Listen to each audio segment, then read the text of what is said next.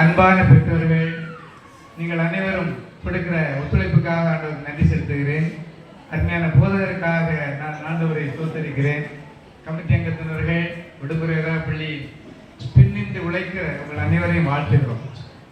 காலத்து கட்டாயம் இந்த நாளிலும் இப்படி ஒரு சொற்போர் நிகழ்ச்சியை நடத்துவதற்கு ஆயத்தப்படுகிறோம். நீங்கள் அனைவரும் பொறுமையாக, சற்று பொறுமையாக இருக்கும்படி நான் அன்போடு கேட்கிறேன்.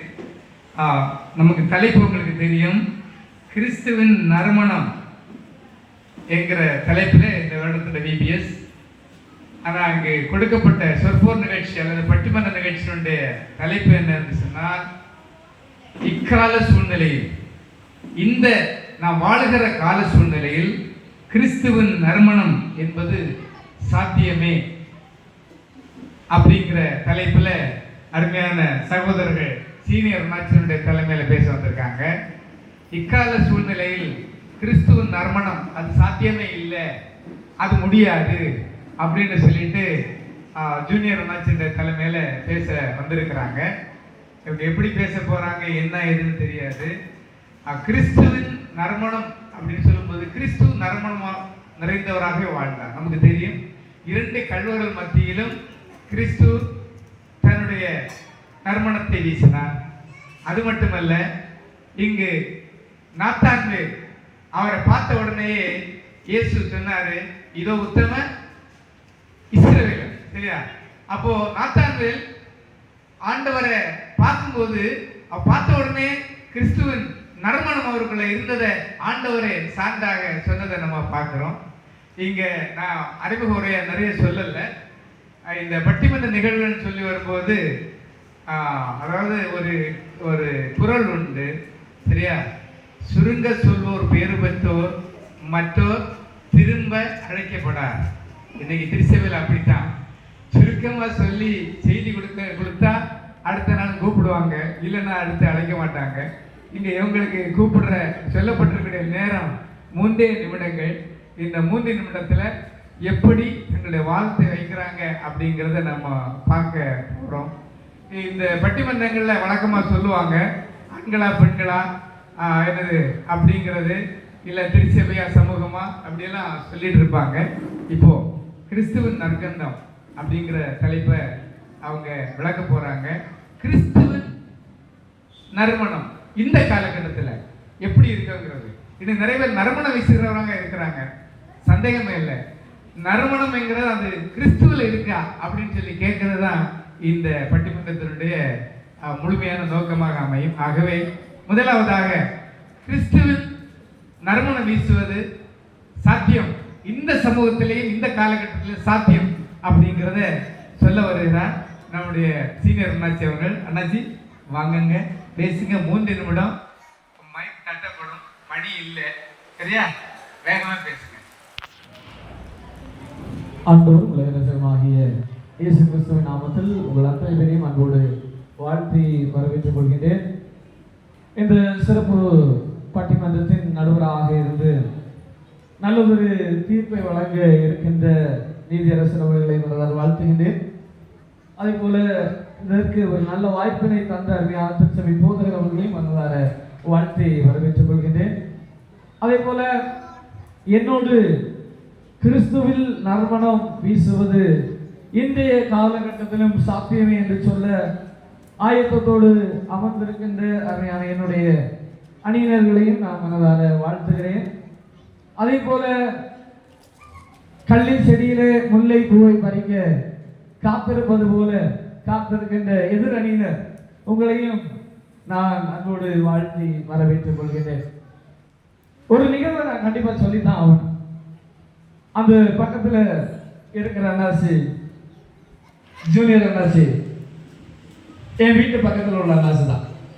இந்த அண்ணாச்சிக்கு ஜெபம் பண்ணணும்னா ரொம்ப ஆர்வம், நல்லா ஜெபம் பண்ணுவார். அப்போ ஒரு நாள் என்னன்னா, இந்த அண்ணாச்சி என்ன சொன்னாரு, எல்லா இல்லத்திலையும் பாஸ்டர் போய் பிரதிஷ்டை பண்றாரு, இல்ல திறப்பு விழாக்கு போய் பிரதிஷ்டை பண்றாரு, எனக்கு ஒரு வாய்ப்பு பாஸ்டர் கேட்டு ஜெபம் பண்றதுக்கு, இந்த பிரதிஷ்டைக்கு ஜெபம் பண்றதுக்கு வாங்கி தர முடியுமா? நானும் அந்த அண்ணாச்சி நல்லா ஜோம் பண்ணுவார். அதனால எங்கள் சர்ச்சு பாஸ்டர்கிட்ட போய் சொன்னேன், நல்லா ஜோம் பண்ணுவார். அவருக்கு ரொம்ப ஆசை, ஏதாவது ஒரு திறப்பு விழாவில் ஒரு கதையோ ஏதாவது ஒரு திறப்பு விழாவில் நீங்கள் அவங்களுக்கு ஒரு வாய்ப்பு கொடுங்க, நல்லா ஜோம் பண்ணுவார் அப்படின்னு சொன்னேன். அவர் பாஸ்டரும் சரி ஒரு வாய்ப்பு கொடுத்துருவோம் அப்படின்னு சொன்னார். சொல்லிட்டு என்னாச்சுன்னா திடீர்னு ஒரு ஆள் இறந்து போயிட்டாரு. அவருடைய கல்ற பிரதிஷ்டை அன்னைக்கு பாஸ்டர் சொன்னாரு, சரி நீங்க இந்த கல்ற பிரதிஷ்டைக்கு அவங்க ஜோம் பண்ண சொல்லுங்க அப்படின்னு. அவங்க வந்து ஜோம் பண்ணாங்க. பாருங்க, ஆண்டவரே இந்த கல்ற பிரதிஷ்டைக்காக நன்றி சொல்கிறோம். இதே போல இந்த மைதானத்திலே அநேகர் மரித்து அடக்கம் பண்ணப்பட்டு இவர்களை போல நானும் வந்து அவர்களுக்காகவும் கல்வை பிரதிஷ்டை செய்வதற்கு எனக்கு இன்னும் கிருபை தாரும் ஆண்டவரே என்று சொல்லி எல்லாரும் அங்க கையில கம்பு கட்டையெல்லாம் எடுத்துட்டாங்க. நாங்க பயந்துச்சு, நான் வீடு போய் சேர்றது பெரிய பிரச்சனை தான் அப்படின்னு. அப்போ நீங்க தான் கூட்டிட்டு போயிட்டு அங்க பெரிய எப்படியாவது காப்பாத்தி கொண்டு வரணுமே அப்படின்னு காப்பாத்தி கொண்டு வந்தேன். இன்னைக்கு அண்ணாச்சி ஏதோ தலைப்புல பேச போறாங்க, ஆனா குதர்க்கமா தான் பேசுவார்னு நினைக்கிறேன். தலைப்பு ஒண்ணா இருக்கும், அங்க பண்ண மாதிரி தான் அப்படிதான் இருக்கும்னு நினைக்கிறேன். சரி, நான் அதிகமா பேச விரும்பல, நேரே நம்ம பாயிண்ட்டுக்கு போயிடுவோம். கிறிஸ்துவில் நறுமணம் வீசுவது இன்றைய காலகட்டத்தில் சாத்தியமா சாத்தியம் இல்லையா? இதுதான் தலைப்பு. நான் சாத்தியம் அப்படிங்கிற கோணத்துல பேசுறதுக்கு நான் ஆயத்தமா இருக்கிறேன். ஏன்னா சாத்தியம் அப்படின்னு சொல்றேன் அப்படின்னு சொன்னா, இறைவன் மனிதனை எப்படி உருவாக்குனாரு? அவருடைய சொந்த சாயல்ல உருவாக்குனார். மனிதனை அவருடைய சொந்த சாயலில் உருவாக்கி இருக்கிறார். அப்ப கிறிஸ்துவை போல, அவரை இறைவனை போல அவருடைய பிள்ளைகள் என்ன செய்ய முடியும்? நறுமணம் வீச முடியும். நடுவர்களே, ஒரு பழமொழி உண்டு, தகப்பன் எப்படியோ அப்படியே பிள்ளை, தகப்பன் எப்படியோ அப்படியே பிள்ளை என்று சொல்லி நம்முடைய சமூக வட்டாரத்தில் சொல்லுவார்கள். அப்ப கிறிஸ்துவின் பிள்ளைகள் கிறிஸ்துவ போல என்ன செய்வார்கள்? கண்டிப்பா நறுமணம் வீசுவார்கள். ஆகவே நறுமணம், கிறிஸ்துவில் நறுமணம்ங்கிறது மிக சாத்தியமான ஒன்று. அது எல்லாருடைய வாழ்க்கையிலும் நடைபெறுகிற ஒன்றுதான். நான் சுருக்கமாக பாயிண்ட்டுக்கு போயிடுறேன், ஏன்னா பெல் அடிச்சதுனால நான் சீக்கிரமா பாயிண்ட்டுக்கு போயிடுறேன், நமக்கு டைம் இல்லை, அதனால பாயிண்ட்டுக்கு போயிடுறேன். இயேசு வந்து அன்பானவர். அவர் எல்லா இடத்துலயும் அன்பு செலுத்தினதுனாலதான் அவருடைய நறுமணம் வீசுச்சு. இன்னைக்கு நம்முடைய பிள்ளைகள் வெளி இடங்களுக்கு போறாங்க, யாருக்கும் தெரியாத மக்கள் மத்தியில படிக்க போறாங்க. போகிற இடங்களில் நம்முடைய பிள்ளைகள் அன்பு செலுத்துகிற காரணத்தினாலதான் அவங்களோடு இணைந்து அவர்கள் நறுமணம் வீச முடிகிறது. அப்படின்னா இந்த காலகட்டத்திலும் நம்ம அன்பு செலுத்துகின்ற பொழுது கிறிஸ்துவில் நம் நறுமணம் வீச கண்டிப்பாக முடியும் என்பது மிக சாத்தியமான ஒன்று. அதே போல இயேசுநாதர் நம்ம திருமலையில பார்க்கின்ற பொழுது யோவான் எழுதிய ரகசியத்தின் நூல் 8வது அதிகாரத்தில் நீங்க பார்க்கும்போது ஒரு விபச்சார ஸ்திரீ இயேசுவிடத்துல கொண்டு வராங்க. இயேசுவிடத்துல கொண்டு வந்து அந்த பெண்மணியை குற்றம் சாட்டுகின்ற பொழுது இயேசு சொன்னாரு, உங்கள யாருக்கையாவது பாவம் இல்லைன்னா என்ன செய்ய? பாவம் இல்லைன்னா கல்லறைங்க அப்படின்னு சொன்னார். அப்ப இயேசு சொல்லிட்டு போய் இந்த எழுதி கொண்டிருக்கிற எழுதி பார்த்தா அந்த பெண்மணி மட்டும்தான் நின்னா, மீது எல்லாரும் போயிட்டாங்க. இயேசு சொன்னாரு, நானும் என்ன செய்ய விரும்பல, ஆக்கினைக்கு தீர்க்க விரும்பவில்லை, இனி போய் பாவம் செய்யாதே. இந்த ஒரு வார்த்தை தான் இயேசு சொன்னார். அந்த பெண்மணி போனா, அதுக்கப்புறம் அவ பாவமே செய்யல. அவ என்ன செய்ய முடிந்தது? நான் நறுமணம் வீச முடிந்தது. இன்றைய காலகட்டத்திலும் நம்முடைய தப்பிதங்களை அறிக்கை செய்கின்ற பொழுது, பயபக்தி தப்பிதங்களை அறிக்கை செய்கின்ற பொழுது நாமும் நறுமணம் வீச முடியும். ஆகவே நறுமணம் வீச முடியும் என்று சொல்லி என்னுடைய வாதத்தை நான் இவ்வளத்தோடு நிறைவு செய்கிறேன். தந்தையை போல பிள்ளை நறுமணம் வீசும், கிறிஸ்துவின் சாயல் அதனாலே நறுமணம் வீசும். ஆகவே இக்கால சூழ்நிலையில நறுமணம் வீசுவது சாத்தியம் அப்படின்னு சொல்லியிருக்காங்க. என்ன எதிர்வாதம் வைக்க போறீங்க? வாங்க.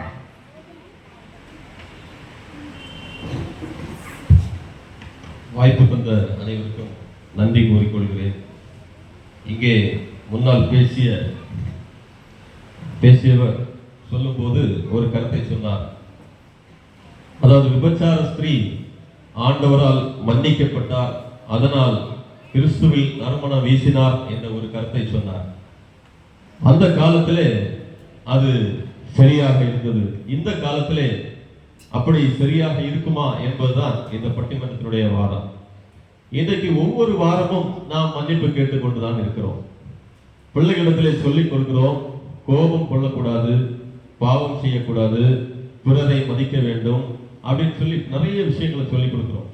ஒவ்வொரு வாரமும் அந்த தவறுகளை செய்கிறார்கள், ஆலயத்திலே மன்னிப்பு கேட்கிறார்கள், திரும்ப அந்த தவறுகளை செய்யாமல் விடுகிறார்களா என்று பார்த்தால் இல்லை.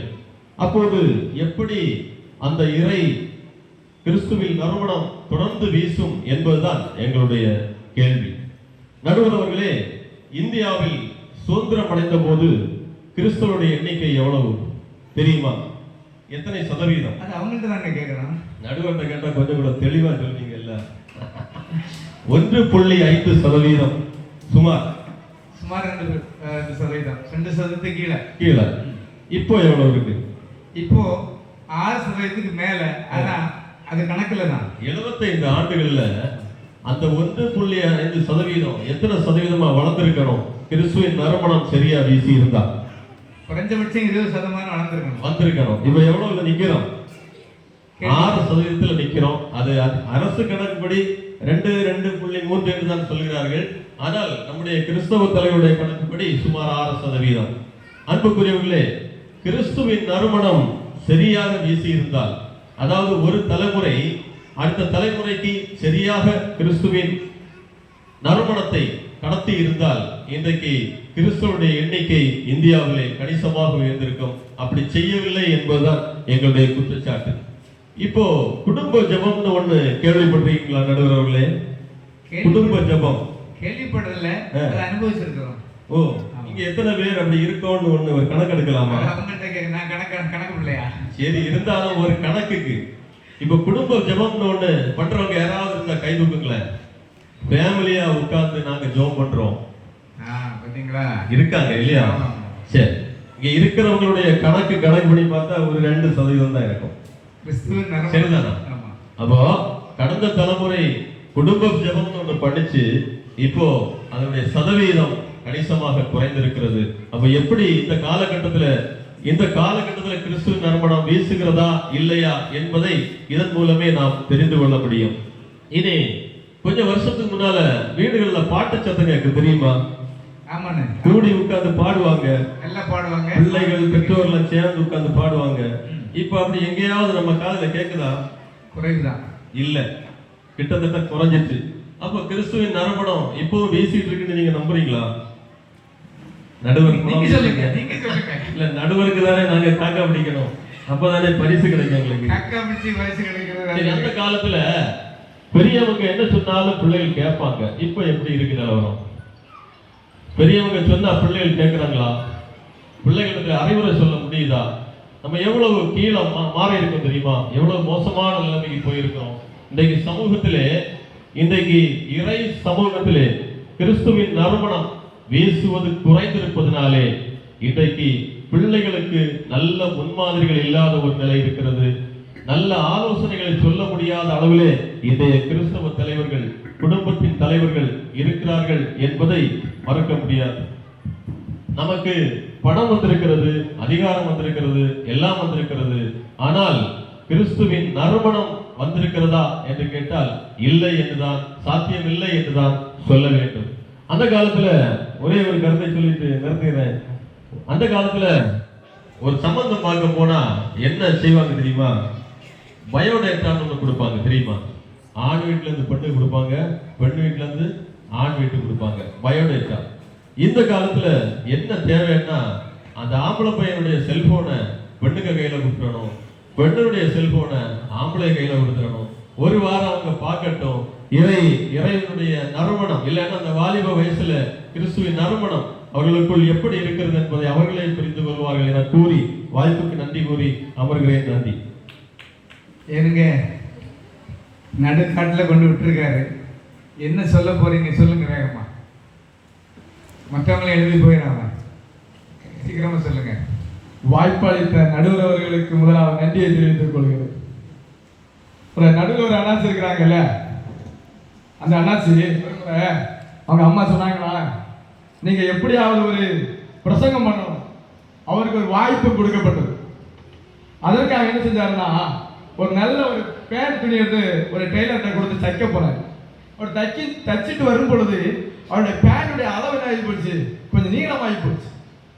அவங்க அப்பாட்ட போய் சொன்னாங்க, அப்பா என்னுடைய பேண்ட் துணி கொஞ்சம் நீளமா இருக்குது, கொஞ்சமா கட் பண்ணி அதை அடிச்சு வச்சிருங்க. அவங்க அப்பா சொன்னாங்களா, இருக்கட்டும் நீ போ அப்படி. அப்பா ஏதோ செய்ய மாட்டாருன்னு சொல்லிட்டு அம்மா கிட்ட போய் சொன்னாங்க. அம்மா என்ன செஞ்சாங்க, நீ சரி போ நான் பாத்துக்கிறேன் அப்படின்னு சொன்னாங்க. அதே போல அவருக்கு ஒரு அக்கா இருந்தாங்க, அவங்களுக்கு சொன்னாங்க. அவங்க என்ன செஞ்சாங்க தெரியுமா, நீ போ நான் பாத்துக்கலாம் அப்படின்னு.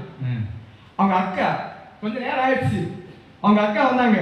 தம்பி வந்து கேட்டானே, நம்ம அந்த பேண்ட் லைட்டை கட் பண்ணி அடிச்சு வச்சுட்டு வந்துட்டு கொஞ்சம் ஒரிச்சானு கட் பண்ணாங்க. அதே போல அவங்க அம்மாயே வந்தாங்க, செல்ல பிள்ளைங்க. ஆமா கட் பண்ணி விட்டுட்டாங்க. அதே போல அவங்க அப்பா தூக்க கலக்கத்துல நைட்டு விடிய கால 4 மணிக்கு பிரசங்கத்துக்கு போகணும்.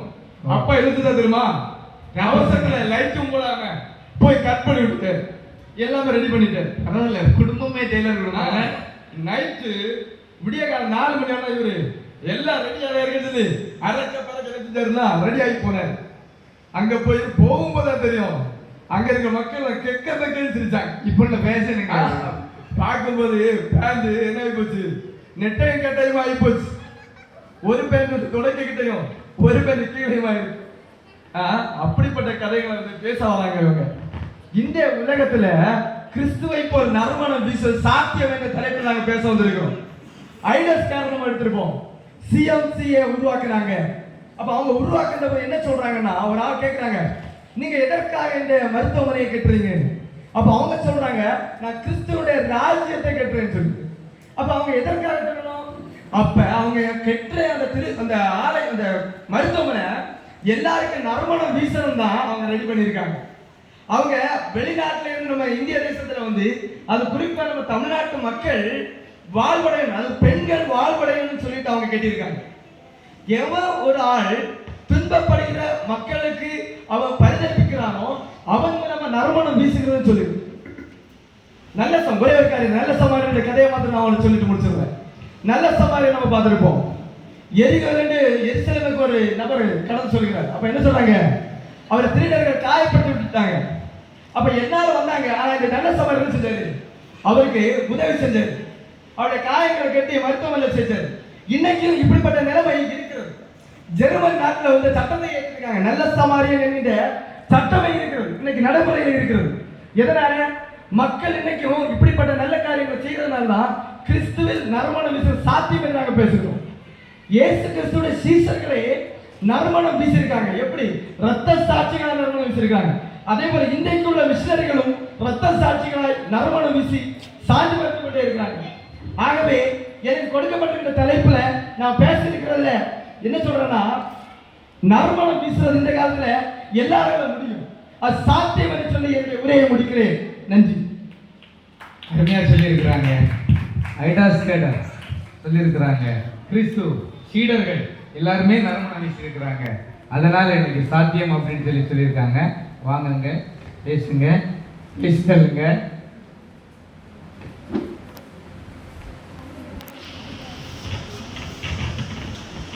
இந்த நேரத்திலும் இங்கே கடந்து வந்திருக்கிற அனைவருக்கும் உங்களுக்கு நன்றியை தெரிவித்துக் கொள்கிறேன். நடுவர் அவர்களே, உங்களுக்கும் நான் வணக்கத்தை தெரிவித்துக் கொள்கிறேன். ஃபர்ஸ்ட் ஒரு அனாட்சி வந்தாங்க, எல்லாம் என்ன பத்தி என்ன சொன்னாங்க, நான் ப்ரேயர் பண்ண மாட்டேன், ஏதோ தப்பா ப்ரேயர் பண்ண அப்படின்னு சொன்னாங்க. அப்படி சொல்லல, நீங்க நல்லா ப்ரேயர் பண்ணுவீங்க அப்படின்னு தான் சொன்னாங்க. நடுவர் அவர்களே, இப்பொழுது நான் கூற வருகிறது என்னவென்றால்,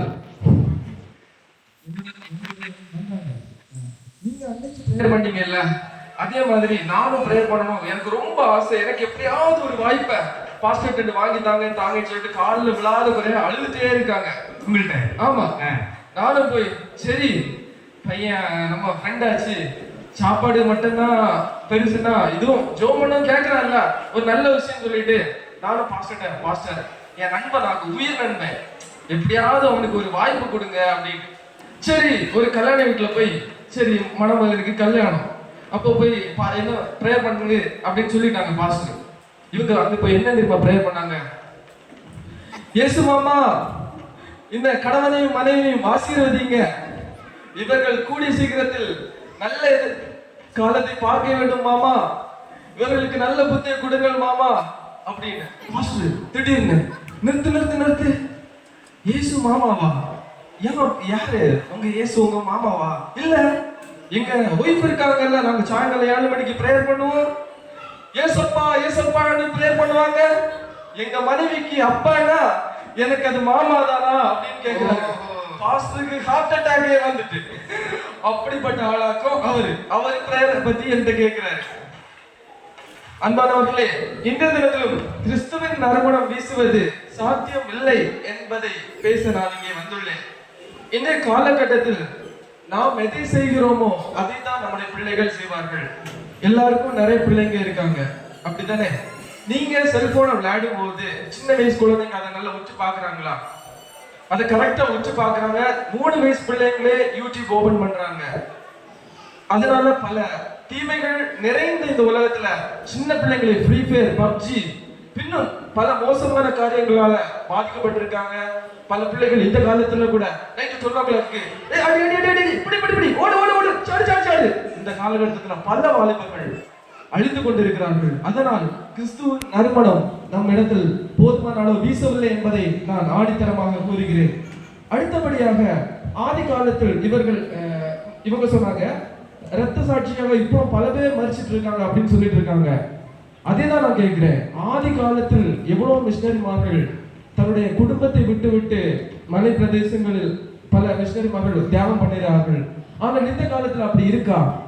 எவ்வளவு அமெரிக்காவில் எவ்வளவு சர்ச்சஸ், நீங்க யூடியூப் வாட்ஸ்அப் வீடியோல பார்த்திருப்பீங்க, சர்ச்சஸ் வந்து பாரா இருக்கு, கேளிகை கூத்தா இருக்கு, எவ்வளவு ஆலயங்கள்ல வந்து டான்ஸ் ஆடுறாங்க, குடிக்கிறாங்க. இப்படிப்பட்ட நிலைமை இந்த காலகட்டத்துல தான் இருக்கு.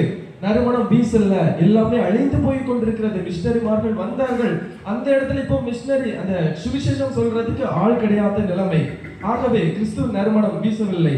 அதே நேரத்திலும் அனன்யா சப்பிராள் அவங்க நல்லது பண்ணாலும் அவங்களுக்கு ஒரு பங்கை அவங்க சூஸ் பண்ணி வச்சிருந்தாங்க. அதே போலதான் இன்றைய காலகட்டத்திலும் நற்செய்தி செய்கிறவர்களா இருந்தாலும் தனக்கு ஒரு பெரிய பங்கை அவர்கள் வைத்திருக்கிறார்கள். பரலோகத்தின் திறவுகோலை உங்களுக்கு தருவேன் என்று 3000 5000 நன்றி காசு வாங்கி கொண்டிருக்கிறார்கள். இந்த காலத்திலே கூட மக்கள் அதையும் நம்பிக்கொண்டு இருக்கிறார்கள். அது மட்டுமல்ல, பண ஆசை எல்லா தீமைகளுக்கும் வேறா இருக்கிறது. இன்றைய காலகட்டத்தில் பண ஆசை இல்லாமல் யாராவது இருக்கிறார்களா? ஆதி காலத்தில் நாம் பார்ப்போம் என்றால் ஒரு சின்ன பிள்ளைக்கு ஒரு சட்டை போட்டா கூட அந்த சட்டையை வந்து 2 வருஷம் 3 வருஷம் 4 வருஷம் 5 வருஷம் 10 வருஷம் கூட அந்த சட்டை கிழிஞ்சா கூட தச்சு போடுற அளவுக்கு இருப்பாங்க. ஆனா இந்த காலத்துல அப்படியா? எனக்கு வந்து என்னது பன்னாரஸ் சாரி வேணும், எனக்கு அந்த பட்டு வேணும், இந்த பட்டு வேணும், எனக்கு லோவிங் பேண்ட் வேணும், விதவிதமாக பணத்தை லாவிஷா ஸ்பெண்ட் பண்ணிட்டு இருக்காங்க. ஒரு சேவிங்ஸோ எதுவும் கிடையாது. இது பண ஆசை. அது மட்டுமல்ல, கடைசியாக ஒன்று மக்களின் ஆணவத்தினால் அழிந்தவர்கள் அநேகம் பேர். இந்த காலகட்டத்தில் பல பேர் என்றும் பெரிய கார் இருக்கு, ஆனா அந்த காலத்துல அப்படி கிடையாது. ஒரு ஆலயத்துக்கு வரும்போது ஒரு தாழ்மை இருக்கும். இப்ப அப்படி கிடையாது. என் ஃபேமிலி தான். சாந்தகுமார் கர்த்தருக்காக 2 ஃபேனை அர்ப்பணித்துள்ளார். சாந்தகுமார் கர்த்தருக்காக 2 பாக்ஸ் அர்ப்பணித்துள்ளார். ஆதி காலத்துல அப்படி கிடையாது. 12 மூப்பர்மார்களும் பிரேயர் பண்ணி தான் இயேசுப்பா கிட்ட மன்றாடினார்கள். இந்த காலத்துல போர்ட்ல பேரு, எல்லாத்துலயும் பேரு, கல்வெட்டுல பேரு. இந்த நிலைமை மாற வேண்டும். நடுவர்களுக்கு நன்றி. அருமையா சொல்லி இருக்கிறாங்க. அடுத்தபடியா சாத்தியமே அப்படின்னு சொல்றேங்க. வாங்க, இன்னைக்கு செல்போன்லால இதர காரியத்தினால தற்பெருமையினால கிறிஸ்துவில் நறுமணம் இது சாத்தியம் இல்லைன்னு சொல்லியிருக்காங்க. சொல்லுங்க. முதலாக வாய்ப்பை தன் நடுவருக்கு நன்றியை சொல்கிறேன். நடுவருக்கு இவளை பார்க்கும்போது ரொம்ப அதிர்ச்சியாக இருக்கிறது. யாரை பார்க்கறது? என்னை எதிர்த்தீமை பார்க்கும். ஓஹோ, சரி சரி சரி. ஒரு நாள் நான் நமது கீழ்ப்பாக்கத்தில் போகும்போது அதுல ஜூனியர் அண்ணாச்சி ஜூனியர் அண்ணாச்சி ஒரு சைக்கிள்ல போயிட்டு சைக்கிளை ஓட்டிக்கொண்டு கீன்னு சொல்லிட்டு லாரி வருது சொல்லிட்டு போனாங்க. சைக்கிள்ல லாரி? சைக்கிள்ல லாரி. அதே போல பிரைமர் அண்ணாச்சி எல்லாம் கீழ்பாக்கம் தான். கீழ்பாக்கம் டயரை உருட்டி கொண்டு பெஸ் வருது. ஓ, பரவாயில்ல. அதே போல பிகினர் அண்ணாச்சி பச்சை கலர் துணியும் போட்டுட்டு நான் தான் டாக்டர்னு சொல்லி கொண்டிருக்கோம். சரி சரி சரி. இதை கேட்கும் போது தலைப்பை விட்டு வேற தலைப்பை பேசுவது போல இருக்கிறது. நடுவர்களே, தற்கால் என் வாழ்ந்தார் 1000 மத்தியத்தில் தொண்டு செய்து கொண்டிருந்தால் அவள் மறிக்கும் போது எல்லாரும் அவளை நற்சாந்தி சொன்னதால் அதே போல் நாம் தொண்டு செய்யும் போது கிறிஸ்துவின் நறுமணமாக வீச வேண்டும். அப்ப தொற்கால் நறுமணம் வீசினாங்க, அது போல நாம இந்த காலகட்டத்தில் வீச முடியும்னு சொல்ல வரீங்க. ஆமா, வெரி குட். அதே போல் இயேசு இந்த உலகில் இருக்கும்போது எல்லாரையும் அன்பு செய்தார். ஏழை என்றும் பார்க்கவில்லை, பணக்காரன் என்றும் பார்க்கவில்லை. அதே போல அன்னை தெரசாவும் அன்பு செய்தார். ஏழை என்றும் பார்க்கவில்லை, பணக்காரன் என்றும் பார்க்கவில்லை. ஒரே அன்பு செய்து நடுவர்களே அவருடைய செயல் இன்னைக்கும் நறுமணம் வீசிக்கொண்டே இருக்கிறது. எனவே கிறிஸ்துவின் எப்போதும் கிறிஸ்துவின் வீசுவோம் சாந்தியாக எப்போதும் இருக்கும் முறையை முடித்துக் கொள்கிறேன். அருமை. வாங்க வாங்க உட்காருங்க. சொற்கள் நறுமணம் வீசியிருக்கிறாங்க, அன்னை தெரசால் நறுமணம் வீசியிருக்காங்க, இயேசுவே நறுமணம் வீசி இருக்கும்போது இந்த காலகட்டத்தில் கிறிஸ்துவ நறுமணம் வீசுவது சாத்தியம்னு சொல்லியிருக்காங்க. வாங்குங்க, சும்மா பேசுங்க.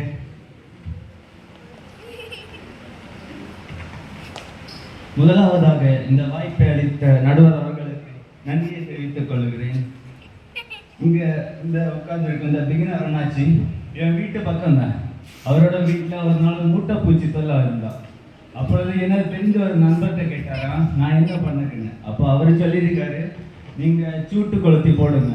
இவர் சூட்டு கொளுத்தி போடுறேன்னு சொல்லி வீட்டையே கொளுத்திட்டாரு. அவராச்சும் இங்க வந்து பேசுறாரு. இந்த அண்ணாச்சி சொன்னாங்க, மதர் தெரசா எல்லாருக்கும் உதவி செய்தாரு. ஆனா அது உண்மைதான், அவர் எல்லாருக்கும் உதவி செய்தார். ஏழைன்னு பார்க்கல, பணக்காரனும் பார்க்கல.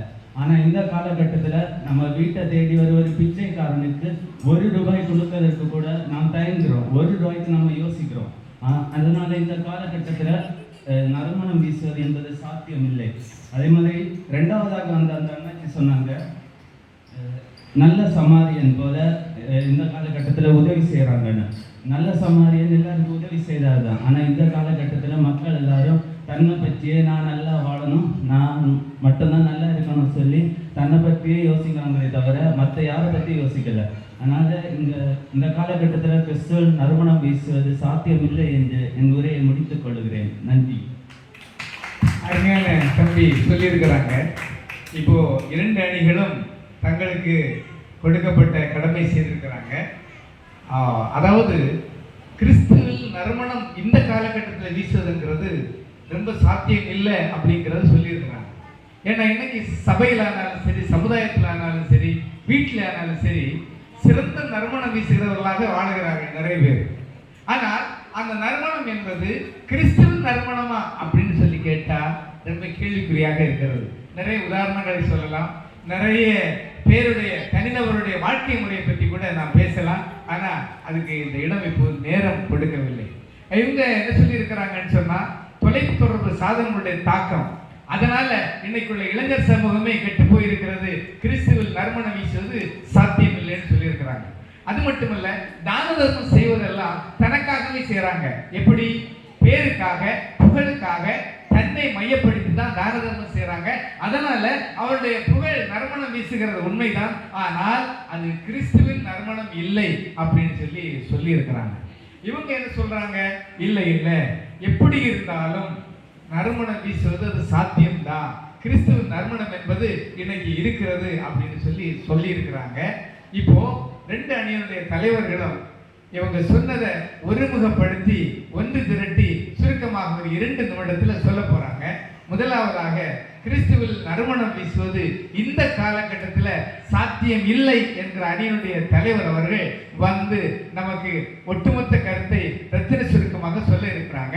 அதுக்கப்புறமாக இல்லை இல்லை, எப்படி இருந்தாலும் இந்த காலகட்டத்தில் கிறிஸ்துவின் நறுமணம் என்கிறது குறைந்திருந்தாலும் அது வீசிக்கொண்டே தான் இருக்கிறது, அது சாத்தியம்தான் அப்படின்னு சொல்லி அடுத்து இந்த அணியினுடைய தலைவர் அவர்கள் வந்து சொல்ல இருக்கிறாங்க. வாங்க.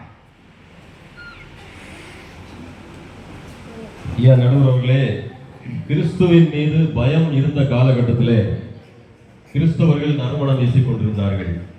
ஆனால் கிறிஸ்துவின் மீதான பயம் எப்போது குறைய தொடங்கியதோ அன்றிலிருந்தே கிறிஸ்துவில் நறுமணம் வீசுகின்ற கிறிஸ்தவர்கள் எண்ணிக்கை குறைந்து கொண்டே வருகிறது. அதுதான் எங்களுடைய குற்றச்சாட்டு. தற்போது கிறிஸ்தவர்கள், தற்போதைய உலகிலே வாழுகின்ற கிறிஸ்தவர்கள் கிறிஸ்துவில் நறுமணம் வீசவில்லை, வீசுவது சாத்தியமில்லை என்பதுதான் எங்கள் கருத்து. அதை தீர்ப்பாக, நல்ல தீர்ப்பாக தந்து தரும்படி தாழ்மையை கேட்டு எங்கள் உரையை நிறைவு செய்கிறேன். முடிச்சிட்டீங்க. Very good. சொல்லுங்க ஐயா.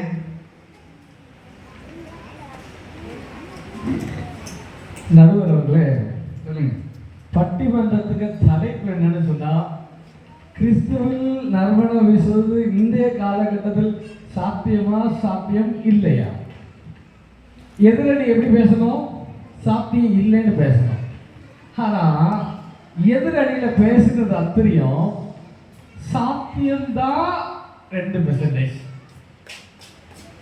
3% சாத்தியம்தான் அப்படின்னு பேசியிருக்காங்க. கேட்டாங்க, இன்னைக்கு குடும்ப ஜபம் இருக்காது. இருக்குதுன்னு எத்தனை பேர் கை வைத்தனீங்க? 4-5 பேர் வைத்தனீங்க, அப்படிதானே?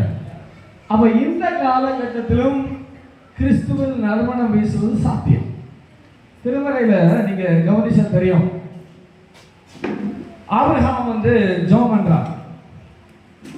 அதாவது 5 நீதிமான் இருந்தால் இந்த பட்டணத்தை அழிக்க மாட்டீரோ? 30-40 குறைச்சிட்டு அவன் வரும்போது சொன்னான், 5 நீதிமான் இருந்தா அழிக்க மாட்டீரோ அப்படின்னு கேட்கான்.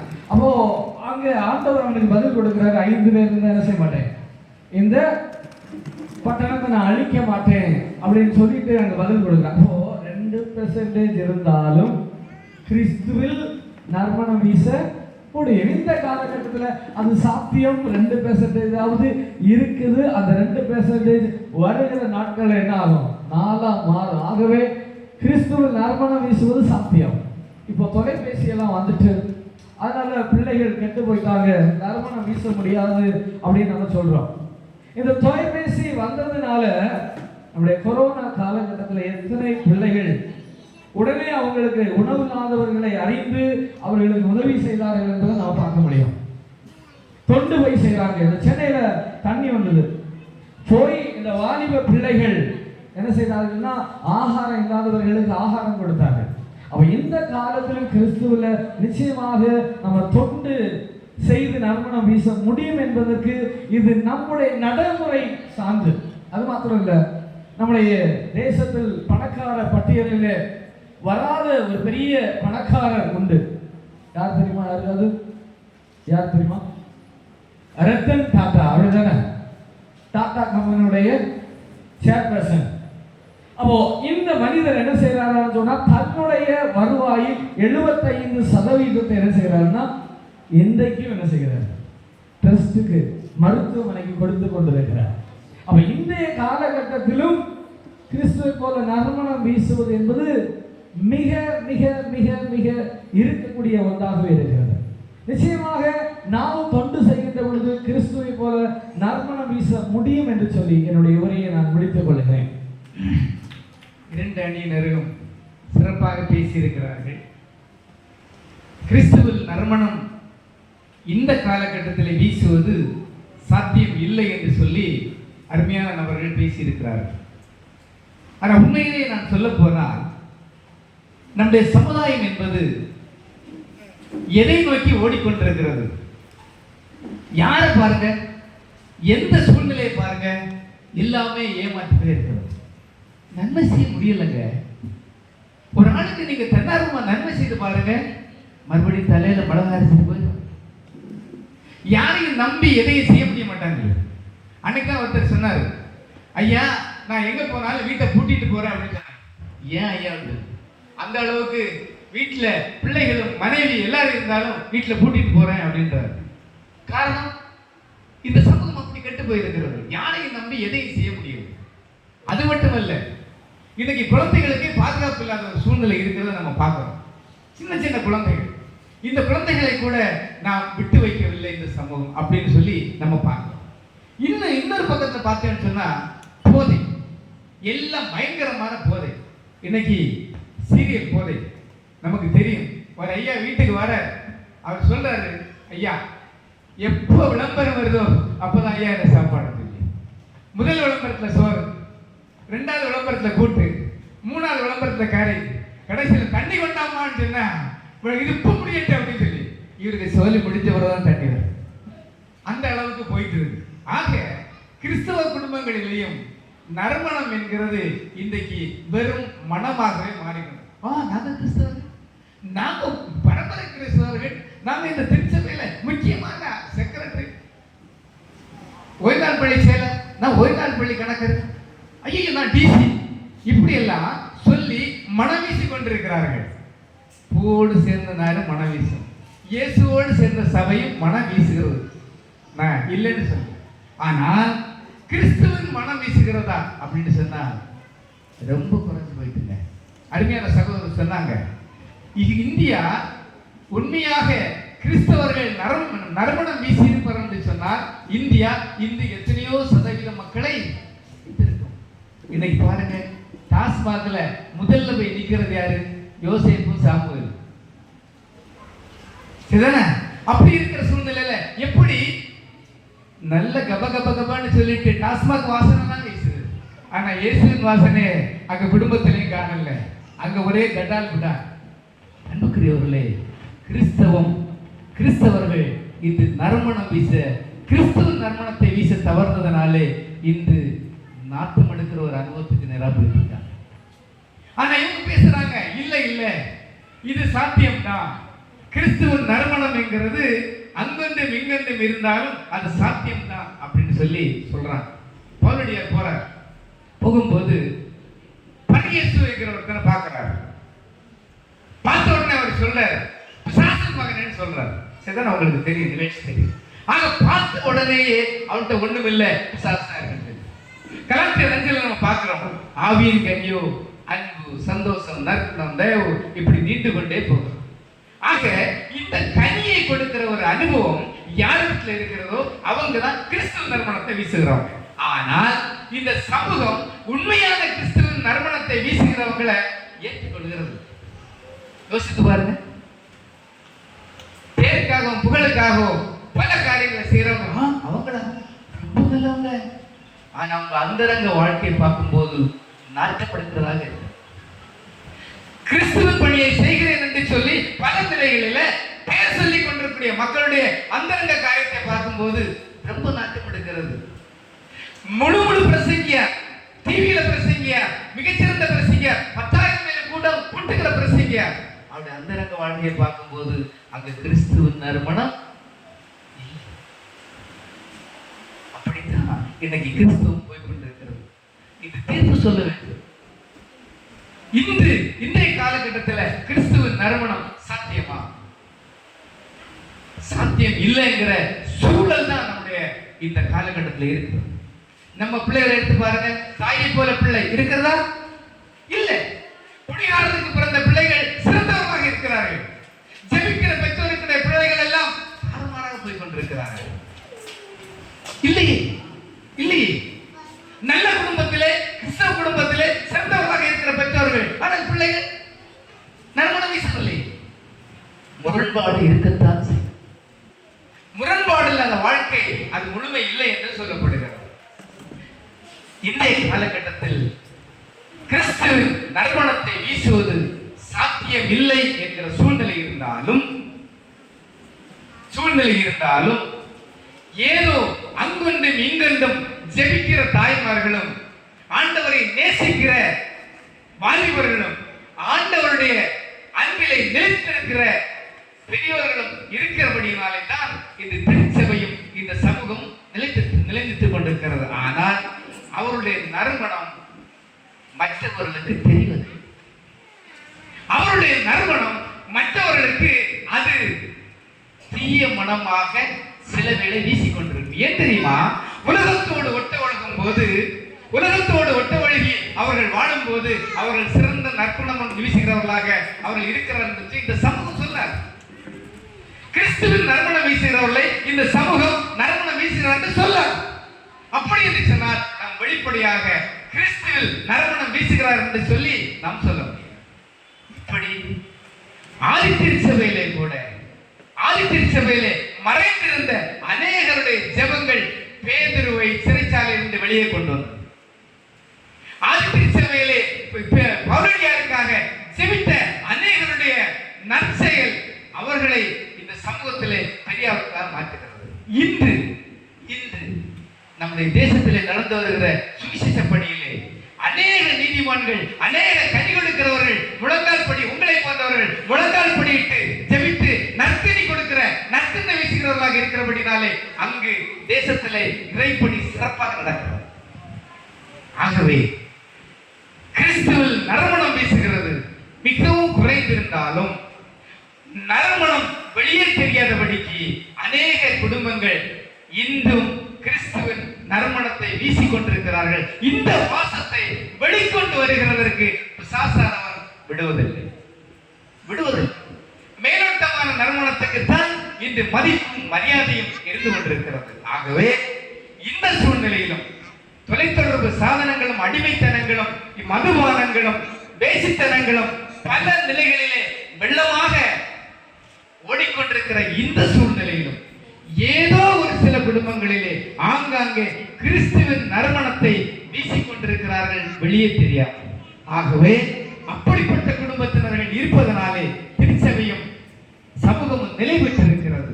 எனவே கிறிஸ்துவில் இந்த காலகட்டத்தில் கிறிஸ்துவில் நறுமணம் வீசுவது சாத்தியம் இல்லாத சூழ்நிலை இருந்தாலும் ஏதோ அங்கொன்றும் இங்கொன்றும் கிறிஸ்துவின் நறுமணம் வீசிக்கொண்டுதான் இருக்கிறார்கள். ஆகவே ஒரு சிலர் வீசிக்கொண்டிருந்தாலும் இந்த சூழ்நிலையிலும் ஒருவேளை நீங்க நினைக்கலாம், யோசேப்பு போத்திபார் வீட்டிலும் நறுமணம் வீசிக்கொண்டிருந்தார். அங்கு இருந்த பானபாத்திரக்காரன் சுயம்பாகி சிறைச்சாலை 2 பேர் மத்தியில இருந்த அந்த யோசேப்பு நறுமணம் வீசிக்கொண்டுதான் இருந்தார். ஆகவே எந்த சூழ்நிலை இருந்தாலும் ஒரு சிலர் நறுமணம் வீசிக்கொண்டிருக்கிறார்கள். ஆகவே அந்த ஒரு சிலரை போல நாமும் கிறிஸ்துவில் நறுமணம் வீசுவது குறைந்திருந்தாலும் சாத்தியமே என்று சொல்லி தீர்ப்பு கூறி முடிக்கிறேன். நன்றி, வணக்கம்.